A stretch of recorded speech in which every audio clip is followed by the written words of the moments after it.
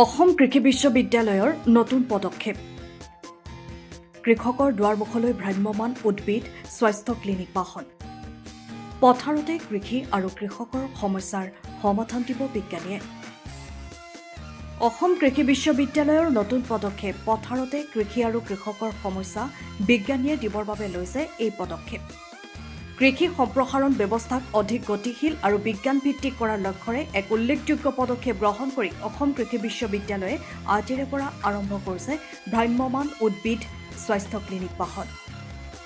এই বাহনখনৰ আজি বিশ্ববিদ্যালয়ৰ চৌহদত শুভাৰম্ভ কৰে অসম কৃষি বিশ্ববিদ্যালয়ৰ উপাচাৰ্য ডক্টৰ দীপজ্যোতি ৰাজখোৱাই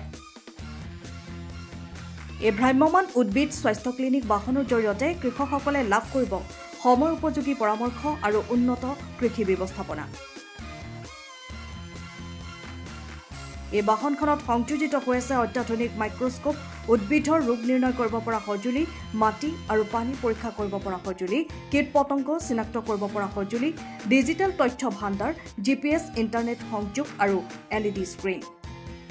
আজি শুভাৰম্ভণিৰ পিছতে ৰাজ্যৰ বিভিন্ন প্ৰান্তলৈ যাত্ৰা আৰম্ভ কৰিছে ভ্ৰাম্যমান উদ্ভিদ স্বাস্থ্য ক্লিনিক বাহনখনে শুভাৰম্ভণি অনুষ্ঠানত অসম কৃষি বিশ্ববিদ্যালয়ৰ পঞ্জীয়ক দামোদৰ বৰ্মনকে প্ৰৱেশ কৰি কৃষি বিশ্ববিদ্যালয়খনৰ অধ্যাপক বিজ্ঞানীসকল উপস্থিত থাকে নমস্কাৰ আপোনালোকে ইতিমধ্যে গম পাইছে যে অসমৰ সামগ্ৰিক কৃষি উন্নতিৰ বাবে অসমৰ মাননীয় মুখ্যমন্ত্ৰী শ্ৰীযুত ডক্টৰ হিমন্ত বিশ্ব শৰ্মা আৰু কৃষি মন্ত্ৰী পীয়ুষ হাজৰিকাই অহৰহ প্ৰচেষ্টা কৰি আছে আৰু অসম কৃষি বিশ্ববিদ্যালয়ৰ এই ক্ষেত্ৰত তেখেতসকলৰ যিখিনি কৰণীয় সেইখিনিৰ কাৰণে যথেষ্ট প্ৰয়াস কৰিছে আমি যোৱা 6 জুলাই তাৰিখে এইবাৰ পোনপ্ৰথমবাৰৰ বাবে চেৰিমনিয়েল ডিষ্ট্ৰিবিউশ্যন অফ চিড আৰু প্লেণ্টিং মেটেৰিয়েল কৰিছিলোঁ যিবিলাক আমাৰ অসম কৃষি বিশ্ববিদ্যালয়ত উদ্ভাৱন কৰা বিশেষকৈ মাহজাতীয় শস্য আৰু ফল মূলৰ শস্যৰ আমি 5খন জিলাৰ কৃষকক আমি গুৱাহাটীত হৰ্টিকালচাৰ ৰিচাৰ্চ ষ্টেচন কাহিৰকুছিত আমি চেৰিমনিয়েল ডিষ্ট্ৰিবিউশ্যন কৰিছিলোঁ আৰু ইয়াৰ পৰ্যায়ক্ৰমে এই চিড বা প্লেণ্টিং মেটেৰিয়েলবিলাক আমি অসমৰ বিভিন্ন জিলাতো দিবলৈ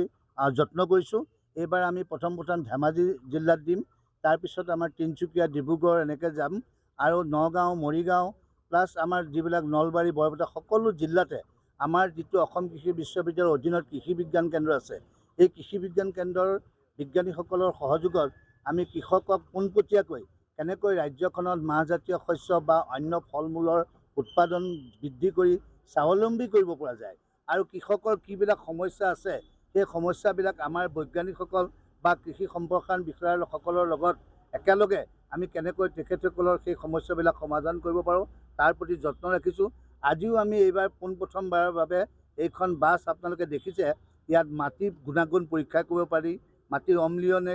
মাটি খাৰুৱা বা মাটিৰ পানী আছে নাই মাটিত জীৱাণু কেনেকুৱা আছে পেথলজিকেল আমাৰ যিবিলাক সকলোবিলাক ইয়াত সা সুবিধা আছে ইয়াত আমাৰ ফ্ৰিজ আছে লেমিনাৰ ফ্লো আছে অট'ক্লেভ আছে আৰু ছইল এনালাইচিছ কৰিব পৰা সকলোবিলাক আমাৰ ইকুইপমেণ্টছ আছে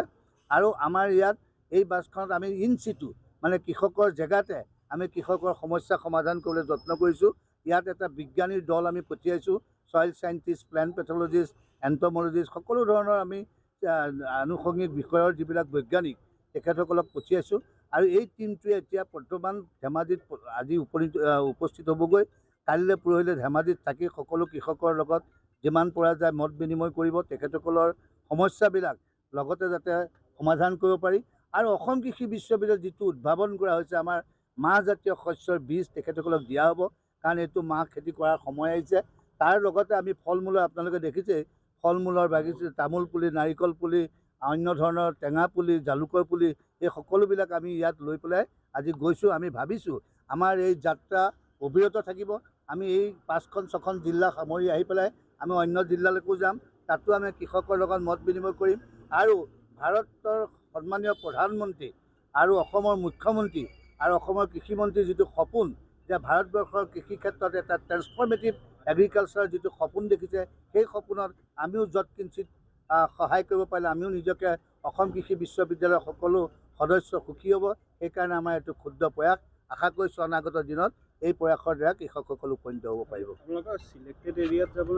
নাই আমি চিলেক্টেড এৰিয়া বুলি নহয় আমি এটা ৰুট লৈছোঁ প্ৰথম ধেমাজি যাব ধেমাজিৰ পৰা তিনিচুকীয়া ডিব্ৰুগড় শিৱসাগৰ এনেকৈ কভাৰ কৰিব নেক্সট বেচটো যাব আমাৰ লখিমপুৰ, বিশ্বনাথ চাৰিআলি, গোগামুখ এনেকৈ যাব, তাৰপিছত নগাঁও, মৰিগাঁও, তাৰপিছত নলবাৰী, বৰপেটা, এনেকৈ কোকৰাঝাৰ। আমাৰ অসমত বৰ্তমান 23টা কৃষি বিজ্ঞান কেন্দ্ৰ আছে অসম কৃষি বিশ্ববিদ্যালয়ৰ অধীনত। আমি এই কৃষি বিজ্ঞান কেন্দ্ৰবিলাকত স্থানীয় আমাৰ যিজন MLA আছে তেওঁলোকৰ প্ৰেজেঞ্চত আমি এই চিড আৰু প্লেণ্টিং মেটেৰিয়েল ডিষ্ট্ৰিবিউশ্যনৰ যিটো ব্যৱস্থা সেই ব্যৱস্থা কৰিবলৈ আমি হাতত লৈছোঁ। আৰু লগতে আমি কৃষকৰ কিছুমান সমস্যা থাকে, যেনেকৈ মাটিৰ বিষয়ে থাকিব পাৰে, শস্যৰ পোক পতংগৰ বিষয়ে থাকিব পাৰে, সেইবিলাকো যাতে আমি ইন চিটু মানে ফাৰ্মাৰ্ছক ডাইৰেক্ট আমি তেওঁলোকৰ জেগাতে যাতে আমি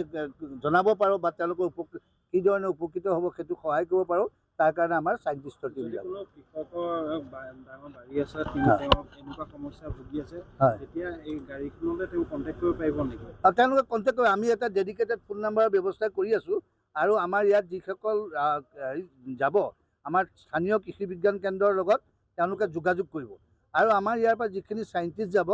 তেখেতসকলে তেওঁলোকৰ লগত একেলগে লগ লাগি কৃষকৰ সমস্যাটো কৃষকৰ নিজৰ জেগাতে সমাধান কৰিবলৈ আমি এটা প্ৰয়াস কৰিছোঁ। টোল ফ্ৰী নাম্বাৰ কিবা আছে নেকি? টোল ফ্ৰী নাম্বাৰ এতিয়ালৈকে দিয়া নাই, কিন্তু ব্যৱস্থা কৰা নাই। আমাৰ হেৰি কৰি আছে বৰ্তমান কৃষি বিজ্ঞান কেন্দ্ৰ, যিহেতু আমাৰ 23টা কৃষি বিজ্ঞান কেন্দ্ৰ আছে, এই 23টা কৃষি বিজ্ঞান কেন্দ্ৰত আমি প্ৰথম আৰম্ভ কৰিব খোজোঁ। তাৰপিছত আমি লাহে লাহে কৰিম। আমি ডেডিকেটেড নাম্বাৰৰ কথা চিন্তা কৰি আছোঁ। সময়ৰ খবৰ সময়ত পাবলৈ ফ'ল' কৰক টাইম অফ আছাম।